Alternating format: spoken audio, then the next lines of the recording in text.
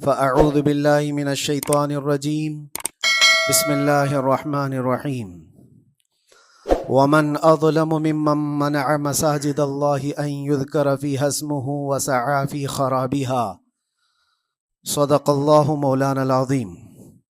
بارگاہ رسالت میں آپ صلی اللہ علیہ وسلم میں درود پاک کا ہدیہ پیش کریں۔ اللہم صلی علی سیدنا و مولانا محمد معدن الجود والکرم وآلہ واصحابہ الکرام وابنہ الکریم وبارک وسلم صلاۃ دائمۃ سرمدا ابدا۔ اللہ عز و جل قرآن عظیم میں ارشاد فرماتا ہے، اس سے بڑا ظالم کون جو اللہ کی مسجدوں میں اللہ کا ذکر کرنے سے روکتا ہے، وہ سب سے بڑا ظالم ہے۔ ومن اظلم ممن منع مساجد اللہ، اللہ کی مسجدیں، اللہ کا گھر اس کے ذکر پاک کے لیے ہوتی ہیں، اس کی عبادت کے لیے ہوتی ہیں، اور جو اللہ تبارک و تعالیٰ کے ذکر سے اور اس کی عبادت سے روکے، اللہ قرآن میں فرماتا ہے وہ سب سے بڑا ظالم ہے۔ میرے عزیزو، تاریخ اگر دیکھتے ہیں ہم تو ہر زمانے میں معرکہ حق و باطل ہوتا رہا ہے۔ باطل طاقتیں ہمیشہ یہ چاہتی ہیں کہ اللہ کے ذکر کو روکیں، کیونکہ طاغوت شیطان جس کا ذکر قرآن میں ہے وہ ہمیشہ سے یہ چاہتا رہا ہے کہ اللہ کا ذکر کرنے والوں کو روک دیا جائے، کیونکہ اس نے اللہ تبارک و تعالیٰ سے یہ وعدہ کیا، چیلنج کیا تھا، لَأَقْعُدَنَّ لَهُمْ صِرَاطَكَ الْمُسْتَقِيمِ، اے رب میں تیرے سیدھے راستے پر بیٹھ جاؤں گا، ثُمَّ لَآتِيَنَّهُمْ مِنْ بَيْنِ أَيْدِيهِمْ وَمِنْ خَلْفِهِمْ وَعَنْ أَيْمَانِهِمْ وَشِمَائِلِهِمْ، اور میں اس سیدھے راستے پر جو بھی گزرے گا اس کو کبھی سامنے سے آ کر بہکاؤں گا، کبھی پیچھے سے آ کر بہکاؤں گا، کبھی دائیں سے کبھی بائیں سے۔ اور اللہ تبارک و تعالیٰ سے شیطان مردود یہ کہتا ہے، وَلَا تَجِدُ أَكْثَرَهُمْ شَاكِرِينَ، تو تیرے بندوں میں شکر گزار بندے نہیں پائے گا۔ مطلب یہ ہے کہ ابلیس لعین مسلسل یہ کوشش میں ہے کہ اللہ تبارک و تعالیٰ کے بندوں کو اس کے ذکر سے دور کرے، اس کے شکر سے دور کرے۔ آج بھی وہ کیفیت ہم دیکھتے ہیں کہ سب سے زیادہ اللہ کے ذکر سے روکنے کے لیے جو شیطانی طاقتیں کوشش کر رہی ہیں، مگر میرے عزیزو یہ تمہارا امتحان ہے، تمہارا امتحان ایسا کہ کبھی یہ مت سمجھنا کہ تم خالی ہو، کیونکہ قرآن پاک اللہ تبارک و تعالیٰ 21ویں پارے میں فرماتا ہے، احسب الناس ان یترکوا ان یقولوا آمنا وہم لا یفتنون، کیا لوگ یہ گمان کر کے بیٹھے ہیں کہ وہ ایمان لے آئے تو ہم ان کو آزمائیں گے نہیں، یا ان کو چھوڑ دیا جائے گا؟ جو ایمان لایا ہوا بندہ ہے وہ آزمایا جائے گا۔ ایمان اگر تمہارے پاس ہے تو تمہیں امتحان سے بھی گزرنا ہی ہوگا۔ یہ ایمان کسی حلوہ پراٹھے کا نام نہیں ہے، کھا کر کے مست نیند سو جائے، پھر اسے اس دار فانی میں، اس دنیا میں امتحانات سے گزار کر کے اپنے ایمان کی کسوٹی کو دکھانا ہوگا۔ اسی لیے قرآن یہ بھی کہتا ہے کہ تمہیں کیسے کیسے آزمایا جائے گا، وَلَنَبْلُوَنَّكُمْ بِشَيْءٍ مِّنَ الْخَوْفِ وَالْجُوعِ وَنَقْصٍ مِّنَ الْأَمْوَالِ وَالْأَنفُسِ وَالثَّمَرَاتِ، ہم تمہیں آزمائیں گے کبھی بھوک سے، کھانے کی قلت سے، اور کبھی خوف سے، ڈر آئے گا تمہارے پاس، اور پھر اللہ تعالیٰ فرماتا ہے کبھی مال و دولت کی کمی سے، وَنَقْصٍ مِّنَ الْأَمْوَالِ وَالْأَنفُسِ، کبھی لوگوں کی جان چلی گئی ہو، کثرت سے تمہارے عزیز مر گئے، یہ بھی آزمائش ہے، اور پھلوں کی کمی۔ اللہ تعالیٰ فرماتا ہے یہ 5 چیزیں ہیں جو تمہاری زندگی میں آئیں گی اور تمہیں آزمایا جائے گا، اور ان کمیوں کے وقت تمہارا ایمان دیکھا جائے گا، تم کیا کہتے ہو۔ اور اللہ تعالیٰ فرماتا ہے جب کبھی تمہیں بھوک سے آزمایا جائے، خوف سے، ڈر سے آزمایا جائے، اور مال کی کمی سے آزمایا جائے، امتحان لیا جائے، تو اس وقت جو بندہ یہ کہتا ہے، اللہ فرماتا ہے اِنَّا لِلَّهِ وَإِنَّا إِلَيْهِ رَاجِعُونَ، اللہ تعالیٰ فرماتا ہے ان لوگوں کو یہ بشارت ہے، ان صبر کرنے والوں کو یہ بشارت ہے کہ جب ان پر مصیبت آتی ہے تو یہ کہتے ہیں ہم اللہ ہی کے ہیں اور اللہ ہی کی طرف لوٹنے والے ہیں۔ یہ مصیبت کے وقت یہ جو 5 چیزوں سے آزمایا گیا ہے، ان آزمائش کے دور پر جو بندہ اللہ تبارک و تعالیٰ کی اس عطا پر راضی رہتا ہے وہ صبر کے ساتھ نکل گیا ہے۔ آج کے دور میں بھی میرے عزیزو بے شمار جانیں ہماری درمیان سے جا رہی ہیں۔ آپ کو اندازہ ہے موت اتنی عام ہو گئی ہے، اتنی عام ہو گئی ہے کہ اب لوگوں کو موت پر کوئی افسوس بھی نہیں ہوتا۔ ہر دن خبریں موت کی سرخیاں چھاپتی ہیں، 100-200 کی موت کوئی معنی نہیں رکھتی۔ آج فلسطین کے نہتے بچوں میں تقریباً 45,000 لوگ سال بھر میں مر گئے۔ 45,000 کوئی تعداد ہوتی ہے کہ نہیں ہوتی؟ اتنی بڑی جانوں کا جو نقصان ہے یہ آزمائش ہے، اور یہ جانوں کے ذریعے سے آزمائش تھی۔ مال کی کمی کی آزمائش تو ایسی ہے، ملک شام، یمن، بہت سارے ایسے ٹوٹے پھوٹے علاقے، عراق، جہاں پر لوگ کھانا اور دوائیوں سے جوجھ رہے ہیں اس طرح سے کہ وہ گھاس کھانے پر مجبور ہیں۔ بہت سارے ایسے علاقے جہاں پر چھوٹے بچے پھینکے ہوئے کچرے میں سے دانے چن کر کے کھا لیا کرتے ہیں، وہ اپنے پیٹ کی اس آگ کو بجھانے کے لیے دانے دانے کے لیے ترس رہے ہیں۔ یہ بھوک کی آزمائش ہے، مال کی کمی کی آزمائش ہے، جانوں کی آزمائش ہے۔ عزیزان گرامی وقار، اور پھر خوف کے ذریعے سے جو آزمائش ہے وہ ہم دیکھ رہے ہیں آج۔ خوف ظالموں کے ذریعے سے تم پر مسلط کیا جائے گا۔ ہر آدمی ڈرا سہما ہوا، ہر آدمی اپنے اندر ایک ڈر لیے بیٹھا ہے کہ نکلوں گا تو کیا ہو جائے گا۔ ان سب کے درمیان اللہ کی بارگاہ میں سجدہ ریز ہونے کا نام ایمان ہے۔ سب حالات ہوں گے اس طرح سے، اور انہی حالات کے درمیان جو بندہ اپنا سر جھکاتا ہے مولا کریم کی بارگاہ میں وہ ایمان والا ہے۔ آؤ اگر ایمان کی کمال کی مثال دیکھنا ہے تو کربلا کے میدان میں کون کون سی آزمائشیں تھیں۔ بھوک کی بھی آزمائش ہے، پیاس کی بھی آزمائش ہے، جان کی بھی آزمائش ہے، خوف کی بھی آزمائش ہے۔ سب چیزیں ایک ساتھ کربلا کے میدان میں آئی۔ رسول اللہ کے گھرانے پر، اہل بیت پر وہ کیسا عظیم امتحان تھا جب وہ 72 لوگوں کا 82 لوگوں کا قافلہ بھوک اور پیاس سے جوجھ رہا ہو، 3 دن سے ان کے اوپر کھانا اور پانی بند ہو، اور ان شہزادوں کے ایمان میں ذرا برابر بھی فرق نہیں آتا۔ نہ ان کے ایمان میں، نہ حوصلے میں، نہ ہمت میں فرق آتا ہے۔ 3 دن کے بھوکے اور پیاسے باطل سے نپٹنے کے لیے کس طرح سے کمر بستہ ہے۔ یہاں تک کہ بھوک کی شدت ایسی تھی کلیجہ منہ کو آئے، 6 ماہ کا بچہ بھی روتے روتے زبان جس کی سوکھ گئی ہو، وہ ماں جو بچے کو دودھ پلاتی ہے اس کے سینے سوکھ چکے ہوں، دودھ ختم ہو چکا ہو ماں کے پستانوں میں، کیسی قلت ہوگی۔ پانی کا ایک قطرہ ان کے گھر تک نہیں پہنچ پاتا، ماں اپنے بچے کو دودھ نہیں پلا سکتی تھی۔ اس سے زیادہ کیا آزمائش تھی؟ یہ بھوک اور پیاس کی آزمائش۔ پھر جانوں کی آزمائش تو ایسی، اللہ اکبر، 56 سال کی عمر کا وہ شہزادہ عالی وقار، سیدہ کائنات فاطمۃ الزہرا کا نور نظر، امام عالی مقام سید الشہداء امام حسین رضی اللہ تعالیٰ عنہ، جب میدان کربلا میں لاشوں کو اٹھاتے تھے، کتنی لاشیں اٹھائی، کبھی بیٹے کی، کبھی بھتیجے کی، کبھی بھانجے کی، کبھی بھائیوں کی، کبھی عزیزوں کی۔ میاں ہم اپنے گھر سے نکلنے والے ایک جنازے کو اٹھاتے ہیں تو 8 دن تک ہمارے اندر سے ہوش نکل جائے۔ کوئی اپنے بچے کو اپنے ہاتھوں سے دفن کر کے دیکھے پھر کیفیت پتہ چلتی ہے۔ امام حسین نے ایک نہیں اپنے لاڈلوں کی لاشیں اس طرح سمیٹی ہیں۔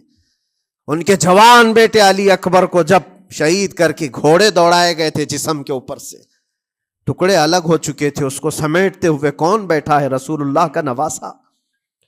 اور 6 ماہ کے بچے کو ہاتھ کے اندر ظالموں نے تیر سے ایسا مارا تھا کہ حلقوم پہ چلا گیا ہو، اور 6 ماہ کے علی اصغر کا خون جب امام حسین کے چہرے پر اچھل جاتا ہو، کسی باپ کے ہاتھ میں بیٹا وفات کر جائے اور پھر وہ لے کر کے خیمے میں آئے اور ادھر سے بلکتی ہوئی ماؤں کو اور بہنوں کو بھی دیکھے، ان میں بھی صبر کی تلقین دے.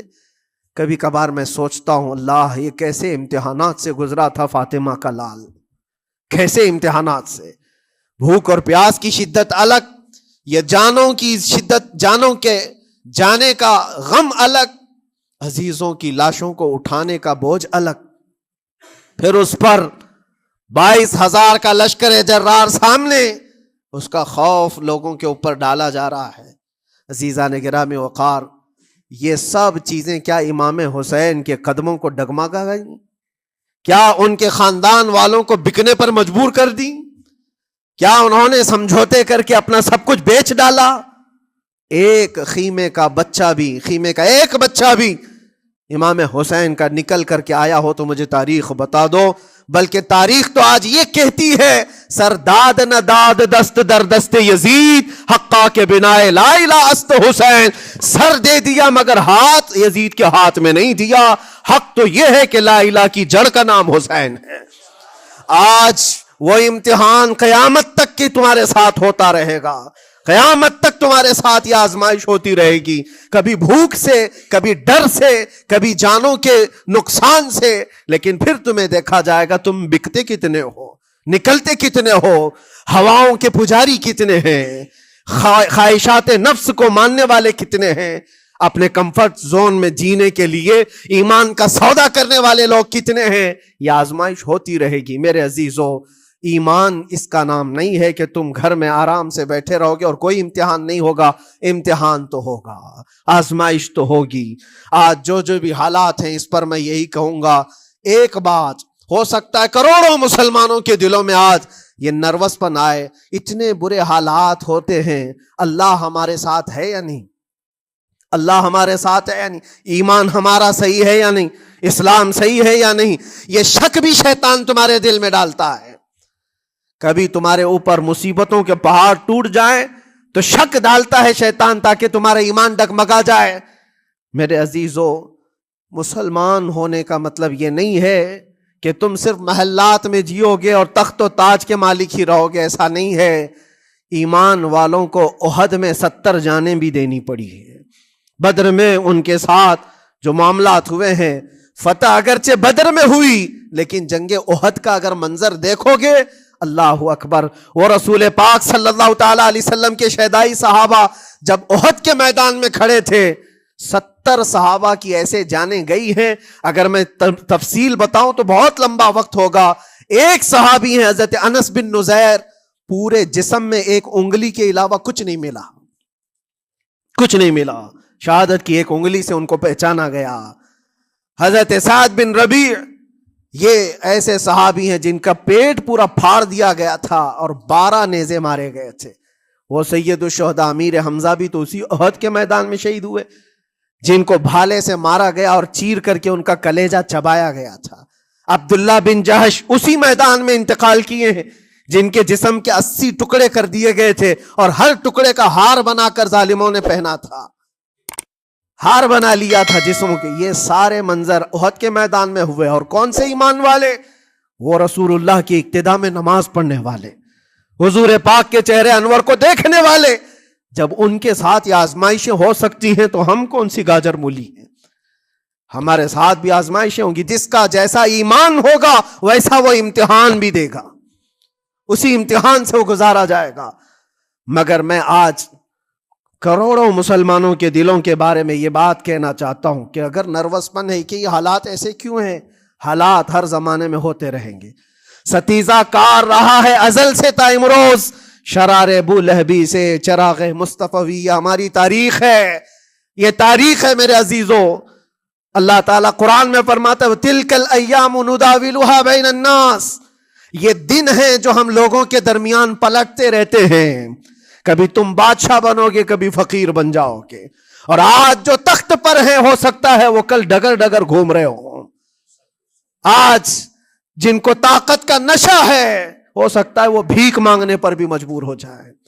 لیکن ایک بات یاد رکھنا، نروس پن اپنے دل میں آنے نہ پائے، ان حالات سے دیکھ کر کے گھبرا نہ جانا. ایمان تمہارا سچا ہے، اللہ کل بھی تمہارے ساتھ، آج بھی تمہارے ساتھ. بس تمہاری عبادت میں فرق آنے نہ پائے، تمہارے سجدوں میں کمی ہونے نہ پائے، تمہارے ایمان میں تزلزل آنے نہ پائے. اللہ ایک ہے تو ایک ہے، اللہ سچا ہے تو سچا ہے. میں نے اللہ کو نہیں دیکھا لیکن اللہ پر ایمان ضرور ہے. یہ یقین اور یہ عقیدہ تمہارا مضبوط رہے. ہاں ہمیں معلوم ہے، کچھ لوگ ہم سے پوچھتے بھی ہیں، اللہ تبارک و تعالیٰ پوری کائنات کا مالک، جس نے ہر چیز پیدا کیا اور اس کی عبادت کرنے والے ہو آپ، لیکن پھر اسی اللہ رب العزت کی یہ مسجدیں کیوں ڈھائی گئی؟ کیوں مسجدوں کو ختم کیا جا رہا ہے؟ اللہ کے ذکر کو روکنے کے لیے طاقتیں پوری مسجدوں کو ڈھانے کی کیوں بات کرتی ہیں؟ پھر اللہ کچھ کیوں نہیں فرماتا؟ میرے عزیزو، یہ کائنات ہے جس کو اللہ نے اسباب پر بنا کر بھیجا ہے اور تمہیں عمل کے لیے بھیجا گیا ہے. تمہارا عمل دیکھنا ہے، تم کتنے پابند ہو، تم کتنے اپنی حفاظت کرتے ہو، تمہارے ایمان کی، تمہاری عبادتوں کی، تمہاری مسجدوں کی. تم مسجدیں خالی کر کے گھوم رہے ہو، فجر کی نماز میں اپنے گھروں پر سوئے ہو اور پھر اللہ کے گھروں کی حفاظت کی بات کر رہے ہو کہ مسجدیں ڈھائی جا رہی ہیں، مسجدوں پر آکرمن ہوتا ہے. یہ ساری باتیں کیوں؟ تم جب ان صفوں کو خالی کر دو گے، یہ مسجدیں چیخ چیخ کر پکارتی ہیں اللہ کی بارگاہ میں. پل بھر میں بنا لی، شب بھر میں بنا لی مسجد تو ایمان کی حرارت والوں نے. من اپنا پرانا پاپی تھا، بچپن سے نمازی بن نہ سکے. مسجدیں بڑی بڑی شاندار بنا لینا اور اس کو آباد نہ کرنا، یہ بھی تو ظلم ہے. آپ ان مسجدوں کی حفاظت کی جو بات کر رہے ہیں، ان مسجدوں کی حفاظت صرف کمیٹیاں بنانے سے نہیں ہوتی، نمازوں سے ہوتی ہے، اس کے اندر تلاوت قرآن سے ہوتی ہے. عزیزان گرامی، اور پھر یہ بات ان ظالموں کے لیے کہ اگر وہ ہاتھ لگا کر مسجدوں کو اٹھانا پھینکنا اس کو اپنی طاقت کا ذریعہ سمجھتے ہیں تو سمجھ لو تھوڑے دن کی بات ہے. اگر اسی کا نام طاقت ہے کہ عبادت گاہوں کو مسمار کر کے طاقت کے تخت کو بٹھایا جائے، تو یاد رکھنا بڑھتے بڑھتے بڑھتے تمہارا نشہ کہیں تمہیں فرعون نہ بنا دے. اور اگر فرعون بن گئے تو انتظار کرو، اللہ تعالیٰ بڑے بڑے فرعونوں کو صرف پانی سے ہلاک کرتا ہے. بہت بڑے بڑے نمرودوں کو اللہ تعالیٰ مچھر سے ہلاک کرتا ہے. وہ ابرہہ بھی تو آیا تھا جو کعبہ ڈھانے کے لیے آیا تھا، ہاتھیوں کا لشکر لے کر آیا تھا، جس کا ذکر قرآن پاک میں الم تر کیف فعل ربک باصحاب الفیل. اے محبوب، کیا آپ نے نہیں دیکھا ہاتھی والوں کے ساتھ اللہ نے کیا معاملہ کیا؟ پورا ہاتھیوں کی فوج لے کر آیا تھا کعبے کو ڈھانے کے لیے. ہوا کیا؟ کعبہ کو ڈھانے کے لیے اتنی خطرناک فوج تھی اور مکہ والوں میں لڑنے کی اتنی طاقت نہیں تھی. اللہ کریم نے ابابیل چڑیوں کی ایک فوج کو بھیجا. ہاتھی کہاں اور چڑیا کہاں؟ کوئی مقابلہ ہوتا ہے؟ کوئی مقابلہ ہے؟ تصور میں نہیں آتا. لیکن رب تبارک و تعالیٰ کا ایک دستور ہے، بڑی بڑی طاقتوں کو چھوٹی طاقتوں سے ہلاک کرتا ہے. چھوٹی چھوٹی سی چڑیاں ہیں، ایک ہاتھ میں تمہارے آ جائے، ایک چونچ میں اور دو پاؤں میں کنکریاں لے کر آتی تھی، اوپر سے صرف وہ کنکریاں گراتی، ہاتھیوں کے پیٹ پھٹ جاتے اور آگ لگ جاتی تھی. اللہ تبارک و تعالیٰ کی طاقت کا یہ مشاہدہ، قوت کا ایک ہلکا سا اظہار جو مکہ کی ان وادیوں میں ہوا منا، اور اللہ تعالیٰ فرماتا ہے فَجَعَلَهُمْ كَعَصْفٍ مَأْكُولٍ. اللہ نے ان کو ایسا کر دیا جیسے کھائی ہوئی مرغی ہوتی ہے، نوچ نوچ کر کے کھا کر چھوڑی ہوئی مرغی ہو. پوری فوج کی حالت ایسی ہو گئی تھی. کعبہ مکرمہ کو ڈھانے کے لیے آئے، تب اللہ تبارک و تعالی ظالموں کو کس طرح سے نیست و نابود فرمایا. ہمیں یقین ہے میرے عزیزوں، اللہ تبارک و تعالی وہ ابابیل بھیجنے والا مولا آج بھی زندہ اور ہمیشہ زندہ رہے گا. وہ حی اور قیوم ہے، ہمیشہ سے زندہ ہے اور ہمیشہ زندہ رہے گا. لیکن تمہارا امتحان ہوتا رہے گا، تمہارا امتحان ہوتا رہے گا. اللہ کے نبی صلی اللہ تعالی علیہ وسلم کے لیے مدد آئی ہے تو اس کا مطلب یہ نہیں ہے کہ وہ صرف بیٹھ کر کے مدینے میں دعائیں کرتے تھے. نہیں، عمل کے میدان میں اترے بھی ہیں. صحابہ نے بھوک اور پیاس برداشت کی ہے، کتنے کتنے دنوں تک وہ ایک کھجور پر پورا دن گزارتے تھے، پیوند لگے کپڑے۔ حضرت ابو ہریرہ فرماتے ہیں ہم تو ایک جنگ سے ایسے واپس آئے تھے کہ ہمارے پاؤں کے پورے ناخن اکھڑ گئے تھے، پاؤں کے ناخن اکھڑ گئے۔ خندق کے میدان میں خود نبی پاک صلی اللہ علیہ وسلم اپنے ہاتھوں سے خندق کھودتے رہے، اور پیٹ پر پتھر باندھنا، یہ سب مشقتیں، اسٹرگل کیا ہے۔ پھر اللہ سے یہ دعا کیا مولا تو اپنی مدد بھیجتے، تو اپنے رحم و کرم کی بارشیں برسا، اور ہم یہاں مست کھا پی کر کے پھر دعا کرتے ہیں مدد آ جائے۔ تم نے محنت کون سی کی، کون سی مشقت کی؟ میرے عزیزو، اگر محنت و مشقت میدان میں اتر کر کرنے کا موقع نہیں ہے تو عبادتیں تو کرو اپنی پوری، اپنی نمازیں تو کمپلیٹ کر لو، اور اللہ کو راضی کرو۔ اپنے گناہوں سے اگر وہ غضبناک ہے تو توبہ کرو۔